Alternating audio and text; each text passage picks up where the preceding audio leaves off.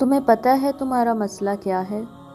تم نے اپنے فیصلے اللہ پہ چھوڑ تو دیے ہیں مگر دل سے نہیں چھوڑے۔